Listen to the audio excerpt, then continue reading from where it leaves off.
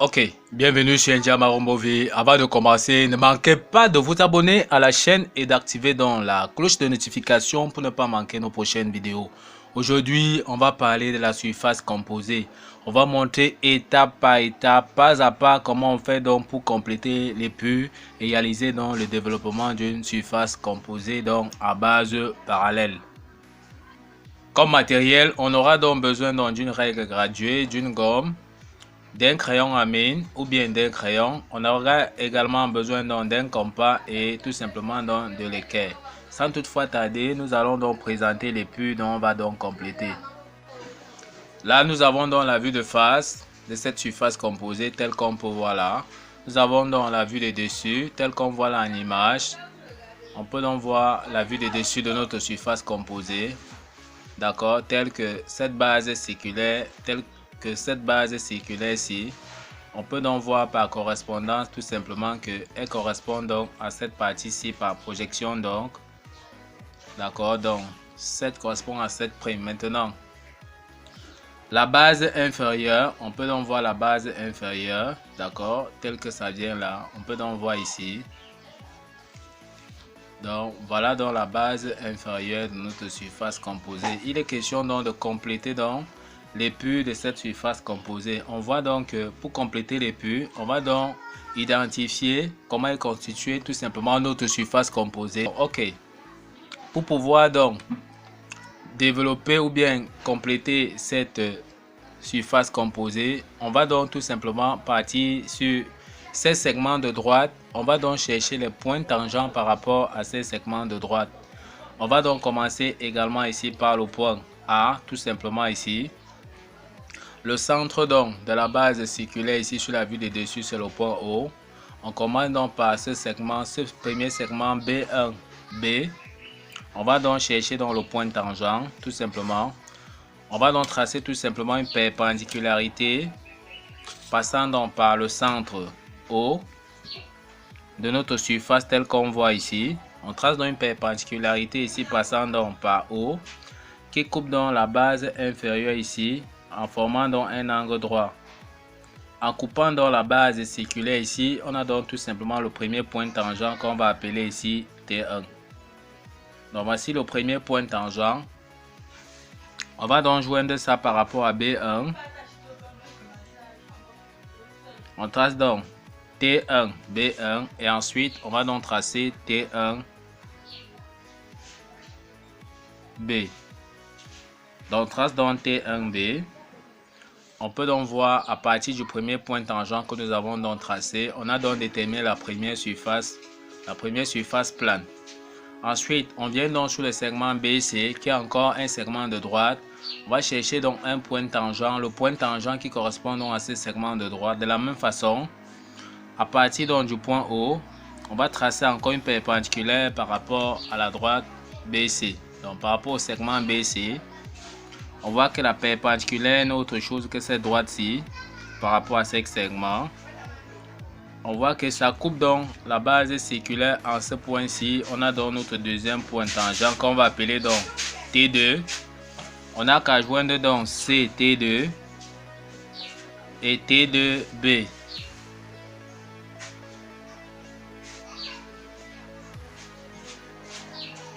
De la même façon, on va donc aller sur le segment de droite CD. On va chercher dans le point tangent. On va tracer encore une perpendiculaire passant par O et perpendiculaire au segment CD. On met donc tout simplement dans l'équerre ici. Ok, on voit donc là. On trace donc une perpendiculaire tout simplement donc passant donc par O et perpendiculaire donc à ce segment de droite. On a donc l'angle droit ici. On voit que ça coupe la base circulaire en ce point-ci. On a le troisième point tangent qu'on va nommer donc T3. On a qu'à joindre donc T3C et T3D.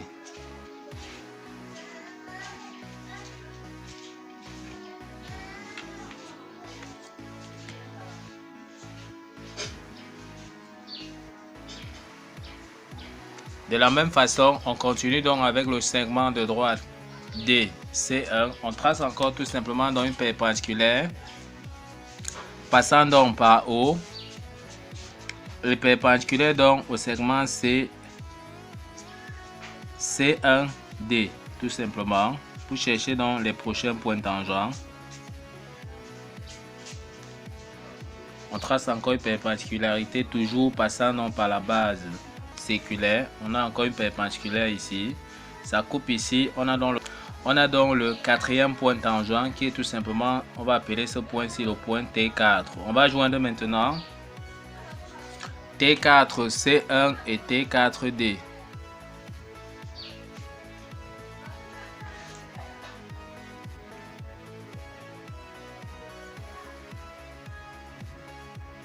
Et enfin, on a donc le segment de droite C1T1. On trace une perpendiculaire passant toujours par O et perpendiculaire à B1C1. Cette perpendiculaire là n'est autre chose que cette droite-ci. Ça coupe donc la base séculaire en ce point-ci. On a donc le cinquième point tangent qu'on va appeler T5. De la même façon, on joint donc T5C1 et T5B1.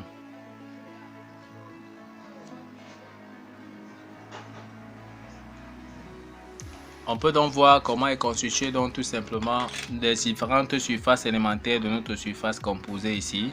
On peut voir que à partir des segments de droite, nous avons eu des surfaces planes, d'accord, c'est-à-dire des triangles, et on a également donc des portions donc de cônes obliques, d'accord. On a donc des portions de cônes obliques que nous allons donc assurer.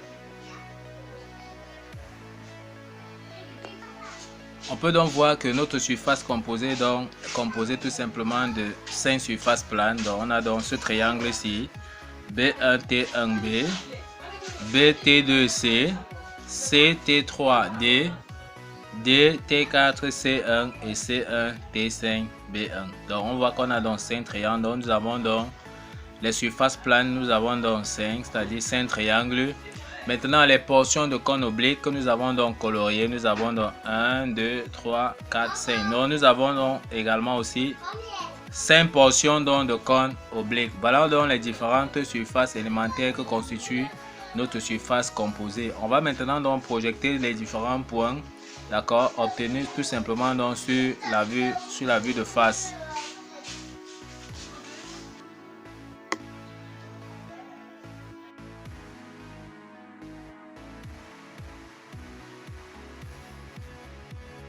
Ok, donc une fois qu'on a donc fini de réaliser les puits, d'accord, on a fini donc de compléter les puits, on va passer maintenant à la réalisation donc du demi-développement. On peut donc observer la vue de dessus telle qu'on peut voir ici. On peut donc voir la ligne d'assemblage là, d'accord. Donc voici la ligne d'assemblage, c'est-à-dire où on va venir réaliser nos cordons de soudure ici. On va donc réaliser donc le demi-développement, d'accord, de cette partie-ci. On voit bien qu'il s'agit donc de l'axe de symétrie ici. On va réaliser tout simplement dans le demi-développement de notre surface composée. Maintenant, ce qu'on va faire, on va donc diviser notre base circulaire là en 12 parties égales. Donc, on prend donc le rayon. À partir du rayon, on va se positionner donc sur le point T1.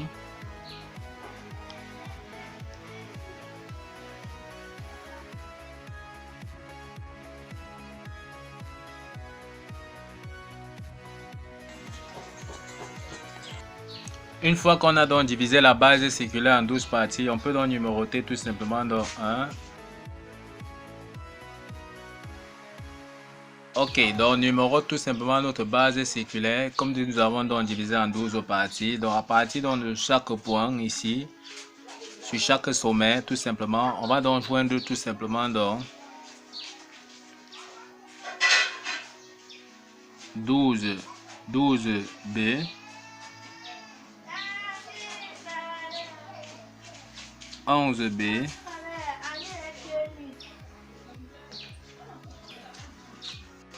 On joint donc C, C9. Ensuite, on joint donc D, D8.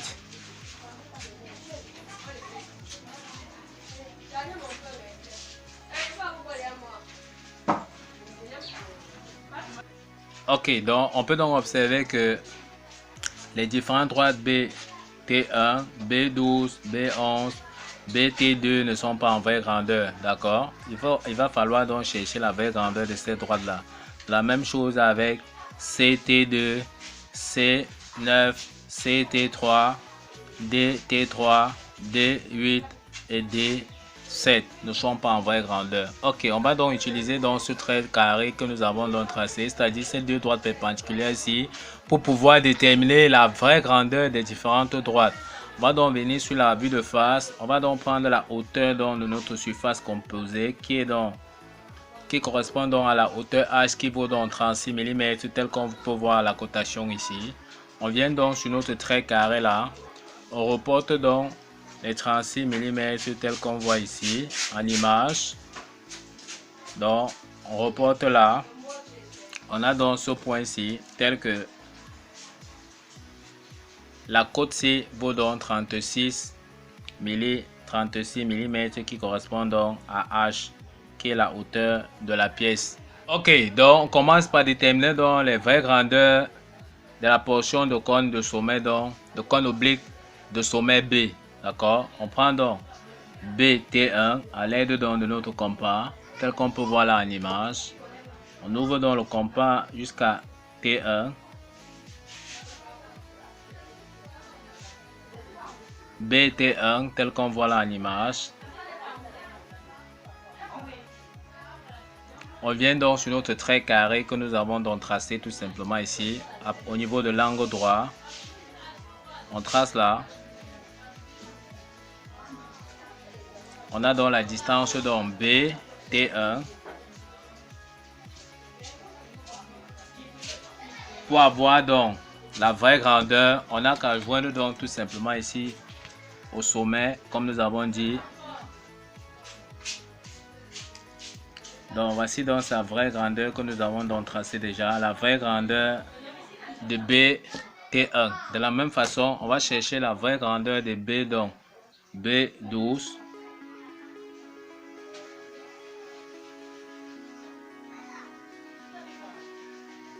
On reporte, on vient encore sur le trait carré au niveau de l'angle droit.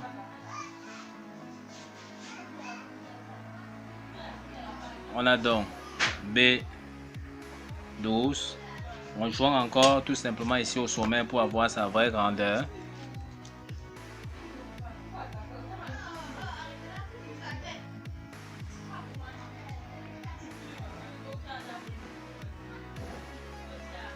On continue avec la vraie grandeur donc B11.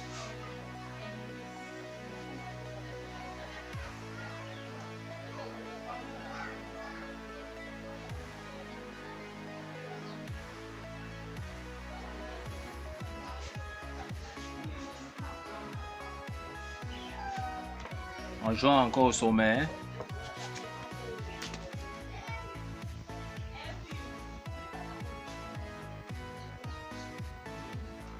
Donc, voilà sa vraie grandeur. On continue avec la vraie grandeur BT2.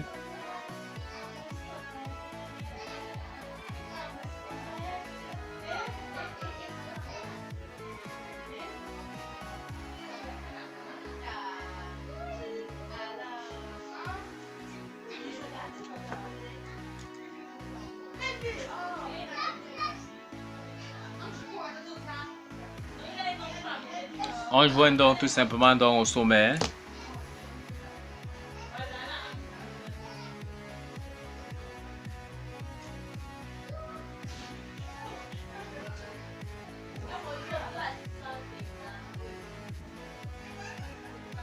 Ok, on passe donc tout simplement au tronc, la portion de cône de sommet C. On prend donc CT2. On vient donc sur le trait carré toujours.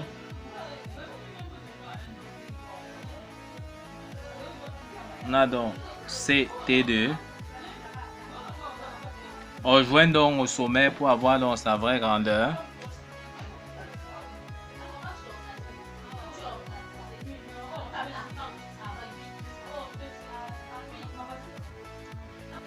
On continue avec C9.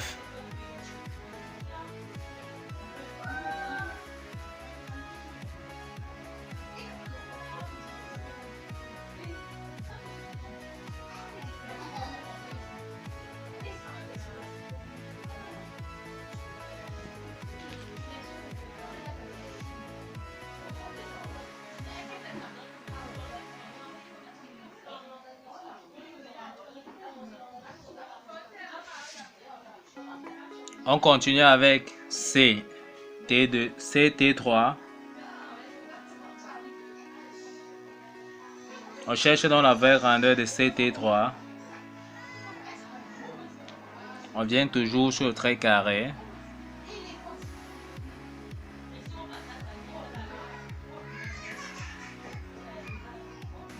On joint donc au sommet pour avoir sa vraie grandeur. Ok, de la même façon, on va déterminer donc la vraie grandeur de la portion de cône, donc, de cône oblique, d'accord, de sommet D, tel qu'on voit là. On a donc la vraie grandeur de D7, d'accord. On prend D7, ensuite on prend D8 et après on prend D9. On prend donc D, T3. C'est ça qu'on vient donc reporter ici toujours sur le trait carré. On voit là toujours par rapport à la hauteur 36 de notre surface composée. On a leur vraie grandeur. On va continuer donc maintenant. On va déterminer la vraie grandeur maintenant des lignes d'assemblage A, T1. À l'aide donc de notre compas, on prend donc AT1 tout simplement.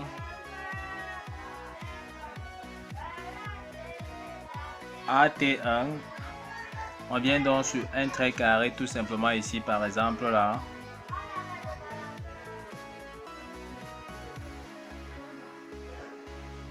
On a donc AT1.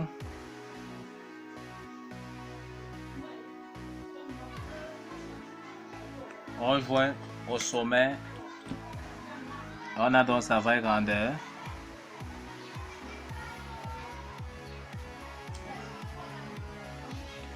Ensuite, on cherche donc la vraie grandeur de la ligne d'assemblage donc D7.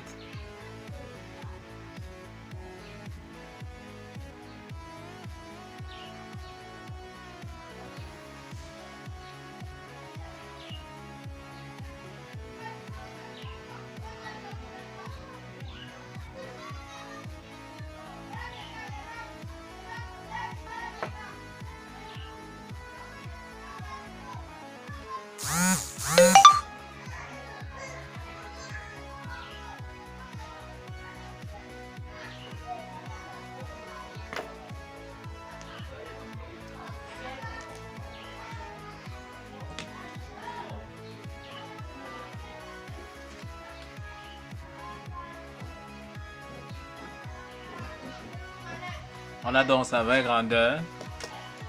On a donc déterminé comme ça la vraie grandeur des différentes droites qui étaient en vraie grandeur sur notre surface composée. On peut donc prendre la feuille pour pouvoir réaliser donc le demi-développement de notre surface composée. Donc on va donc réaliser notre demi-développement. On va donc commencer par prendre dans la distance tout simplement dans CD avec notre compas. On vient donc sur notre feuille tout simplement. On reporte dans cette valeur.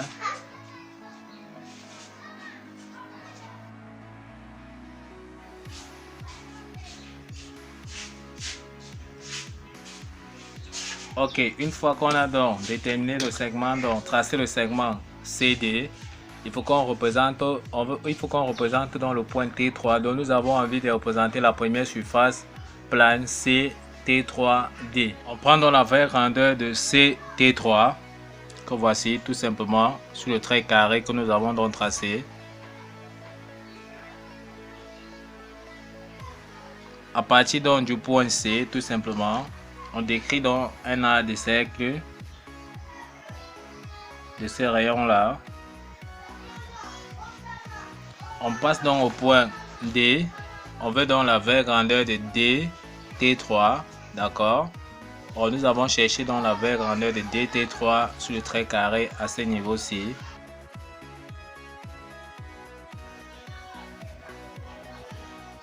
On a donc la vraie grandeur donc de C, de DT3. Donc voici la vraie grandeur de DT3 ici. On vient donc à partir du point D.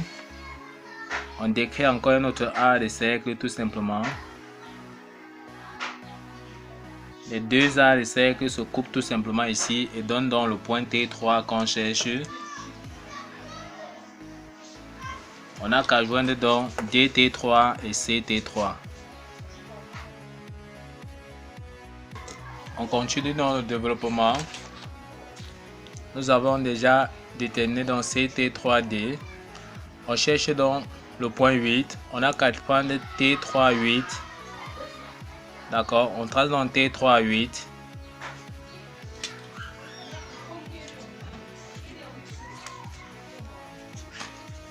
À l'aide de notre compas, on prend dans T3, 8.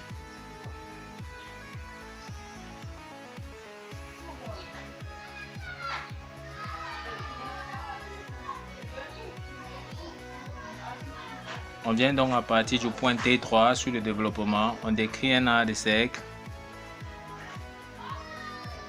égal à T3, donc tout simplement T3, 8 comme nous avons dit. On cherche maintenant donc la vraie grandeur de D8. Nous avons déjà trouvé la vraie grandeur donc de D8. On n'a qu'à prendre cette vraie grandeur là sur le trait carré, tout simplement. On vient donc tout simplement à partir donc du point D sur le développement. On décrit un arc de cercle.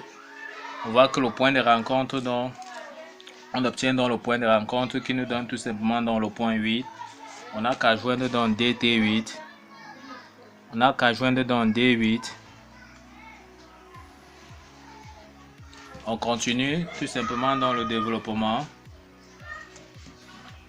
On veut dans le point 7. On n'a qu'à prendre dans 8, 7. Et après, on va prendre dans D7. Le point de rencontre va nous donner dans le point 7. Donc, on prend dans 8, 7. Sur la vue de dessus. On vient donc sur le développement à partir donc du point 8. On décrit encore un arc de cercle. On prend donc la vraie grandeur de D7, c'est-à-dire de la ligne d'assemblage que nous avons donc cherché. Voici cette vraie grandeur sur le trait carré à ce niveau. On vient donc tout simplement à partir du point D. On décrit. On obtient donc tout simplement le point 7. On n'a qu'à joindre donc D7.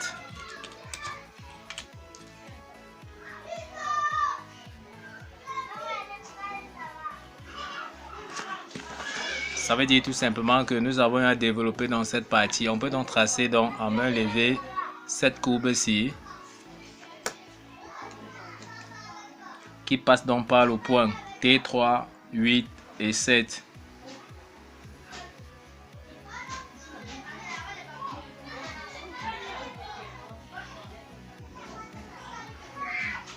Ok, donc voilà cette partie-ci que nous venons donc d'obtenir. Le développement, on prend donc T3, 9 sur la vue de dessus. À partir donc du point T3, on décrit un arc de cercle tel qu'on voit là. On cherche donc tout simplement la vraie grandeur donc de C9. On part donc sur le trait carré. On cherche donc la vraie grandeur de C9 que voici.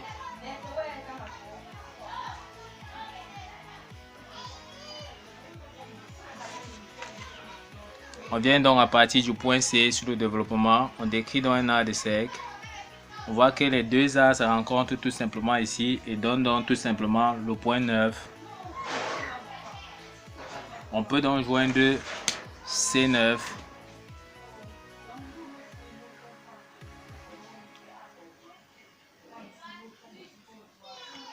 Ok, on continue dans le développement. Avec notre compas, on prend donc cette fois-ci 8 T2. Sur la vue de dessus toujours. On vient donc à partir du point 9 précédemment obtenu ici sur le développement. On décrit un arc de cercle de valeur donc 9 T2. On cherche donc la vraie grandeur de C T2. Nous avons cherché la vraie grandeur de C T2 tout à l'heure. On prend donc cette valeur là sur le trait carré. On vient donc à partir du point C sur le développement. on décrit dans un arc de cercle. On voit que les deux arcs se coupent en formant donc tout simplement donc le point T2. On peut donc joindre tout simplement dans CT2.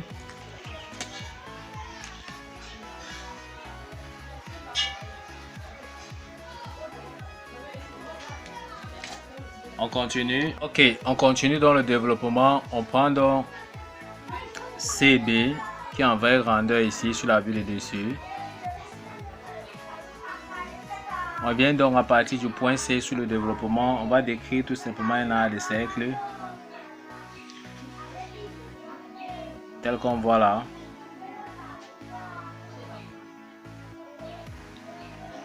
On part encore ici, on veut dans la position du point B, ça veut dire qu'on va chercher dans la vraie grandeur de T2B, d'accord, de B, T2. Nous avons déjà trouvé la vraie grandeur de B, T2 sur le trait carré.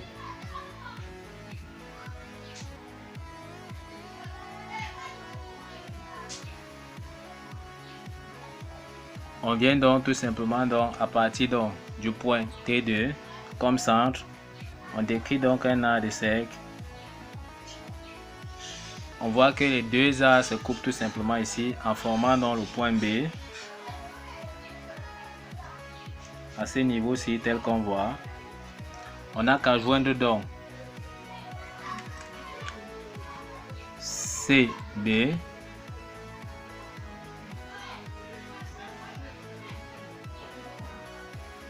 et BT2.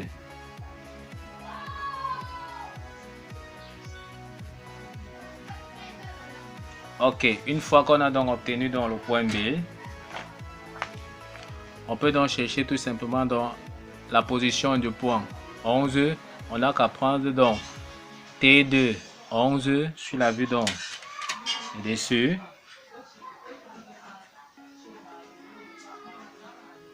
Ok, avec notre compas, on vient donc au point T2. On décrit donc un arc de cercle égal à ces rayons là, tel qu'on voit. On continue, on veut dans la position donc, du point 11, on cherche dans la vraie grandeur de B11. On part donc sur le trait carré.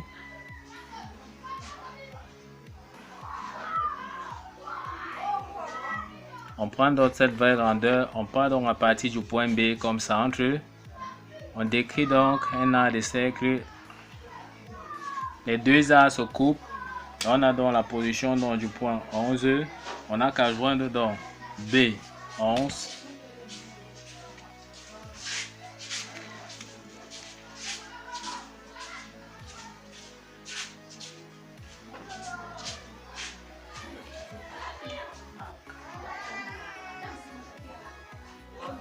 Ok, on joint donc B11. On continue. On veut dans la position donc, du point 12. À partir donc, de la vue de dessus, on prend donc 11, 12. On vient donc au point 11 comme centre. On plante dans la pointe sèche du compas et on décrit donc un arc. On cherche dans la vraie grandeur de B12. Nous avons déjà cherché cette vraie grandeur là sur le trait carré.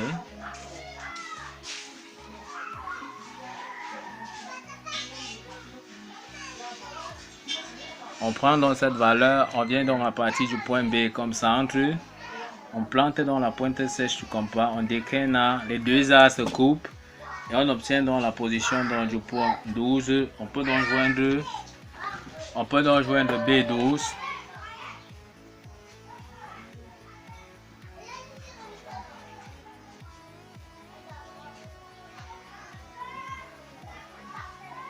On continue. On cherche dans la position donc, du point T1. On prend donc 12 T1 avec notre compas.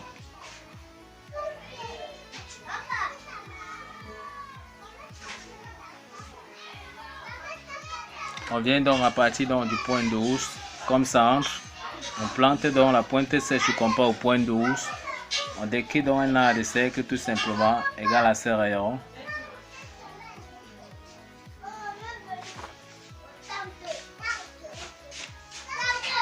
On cherche dans la position donc, de T1. On n'a qu'à prendre donc B T1, la vraie grandeur de BT1. Nous avons donc déjà cherché la vraie grandeur de BT1.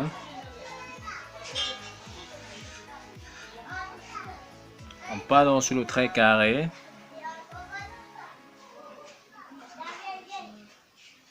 On prend donc la vraie grandeur de BT1. On part donc à partir du point B comme ça. On plante donc la pointe C sur compas. On décrit un arc de cercle. Les deux arcs se coupent. On a donc la position donc de notre point T1. On peut donc joindre tout simplement dans BT1 sur le développement.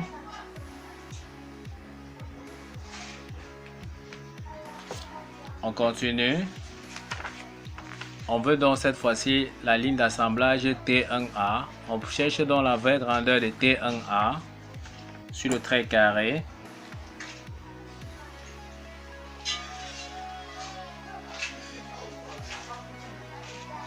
Voici donc la vraie grandeur de T1A. On vient donc à partir de T1 donc sur le développement. On plante donc la pointe C sur compas au point T1. On décrit donc un arc de cercle.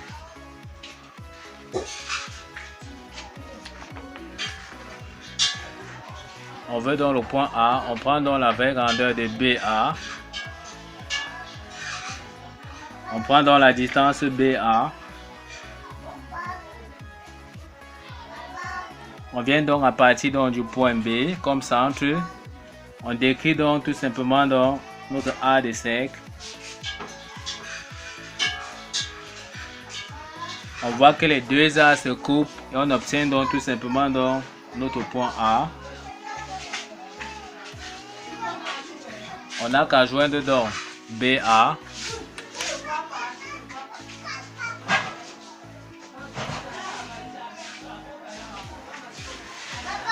Et T1A.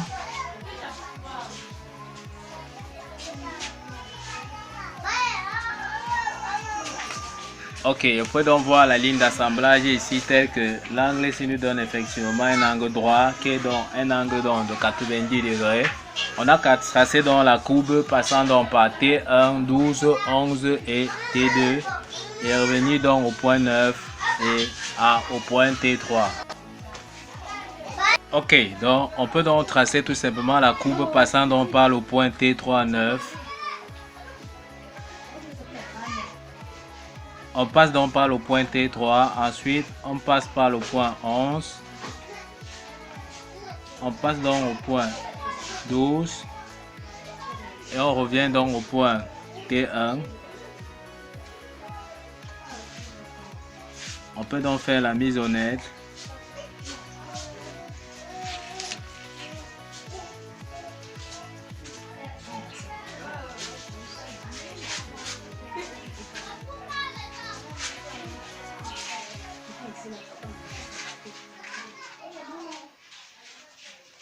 On peut donc voir le développement, le demi-développement de notre surface composée tel que c'est établi là. On peut donc voir là en image tout simplement donc le demi-développement de notre surface composée que nous avons donc réalisé et les différentes vraies grandeurs. Ok, nous sommes donc arrivés donc au terme de cette vidéo qui montrait étape par étape, pas à pas, comment donc réaliser les puits et le développement d'une surface composée. Ne manquez pas donc de liker la vidéo, de vous abonner et d'activer donc la cloche de notification pour ne pas manquer nos prochaines vidéos. Sur ce, à bientôt.